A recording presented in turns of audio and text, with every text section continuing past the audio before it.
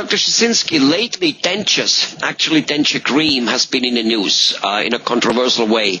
There are reports out there that apparently denture cream, which in most cases is containing zinc, and while zinc is a good thing, apparently too much of it, and right at the gateway of the mouth is too much of it, and people get numbness in their muscles, their nerves, they get twinkling and in the extremities, and frankly, apparently, some cases out there where the damage is quite severe, mentally and physically. Now, what do you have to say about that?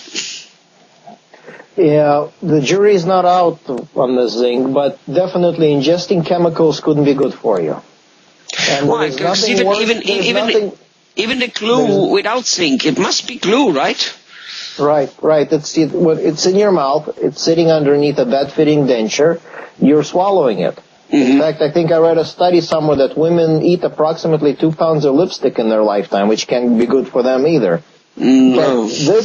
But this is something that can be fixed. This is something that can be fixed really painlessly, relatively easily. All you need is some good-fitting dentures.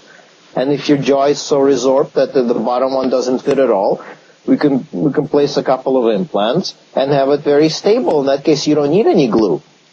Your life will greatly improve. You'll be able to eat all the food that you like. You won't have any soreness. A bad-fitting denture, when it rubs against your mucosa, because mucosa is very, very sensitive, causes a lot of pain. What's a mucosa? In some instances, mucosa is the gum area where the teeth are missing. Okay. It's a very thin membrane, and there are some instances where people have gotten oral cancer from bad-fitting dentures, where they actually needed surgery. Well, that's not good. And this is something that's very easy to fix. All you need is some good-fitting dentures. So, basically what you're saying here, what you're advocating here is that we can make a denture, kind of like a hybrid, put 2, 3, whatever implants in it, which is a lot cheaper than a whole roundhouse of implants, and support the denture that way. By doing so, no more glue ever needed. And what about a person who has an implant-supported denture, let's just say, can that person bite into an apple and chew on a prime rib? Oh, absolutely. What happens is that when you have regular dentures, your chewing efficiency is only about a third of what it used to be, and they're constantly loose. But if you put a couple of implants and you attach a denture to those implants, it's very stable, not only horizontally but vertically. So that's why people eat whatever they like. Wow. And in some instances, when if it's a top denture, the roof of your mouth can be opened up. And you have a lot of taste buds in the roof of your mouth, so you'll be able to taste your food better, you're better to chew better. It increases your quality of life tremendously. Yeah, that right there would do it for me. Besides of thinking of having this chewing, I always have problems with those, things. I mean, I don't have dentures, but anything of this gluey stuff. Now, let me ask you. You said something, a good-fitting denture. There's the impression out there that, people, go to the dentist and they have a denture and it fits all right, and then a year, 2, 3, whatever, later it doesn't fit so well anymore, and they actually think that the denture has worn out like an old shoe. But apparently that's not really how it is. It's really that the person's gums, jaw bones basically have been shrinking. Is that right? Absolutely. If jaws have no teeth in them, they shrink.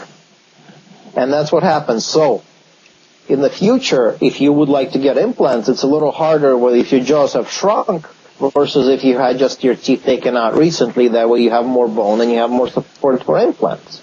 But in any case, if you have dentures at least once a year, you're supposed to make special impressions and make them a little tighter so they fit nicely. And that's because you are losing bones, not the dentures are wearing out. Yes, jaws are shrinking. So fix it once and for all with some implant-supported denture, and you're done with it. You can taste your food better, and it must be a huge confidence increase that, you, even let's just say a normal denture doesn't necessarily fall out that easy, but just that feeling when you're amongst, Thanksgiving dinner and there's all those people and you feel it a little loose. It must be an awful feeling. Yes. And if I can add, an added benefit is when you place implants, your jaw bones don't shrink anymore. So you don't get that caved in, dried out tomato look anymore? Right, 15 years older than you really are? Absolutely.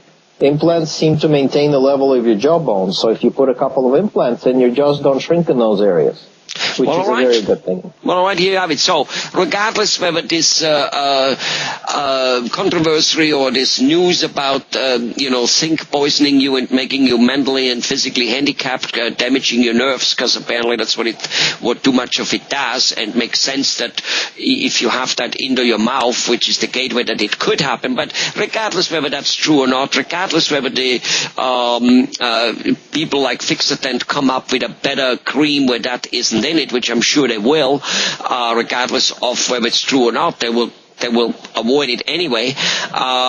Either way, it looks like the benefit of never having to use a cream are just like, it's not only because of the potential poisoning. Just go and do it because you have basically again a more youthful life.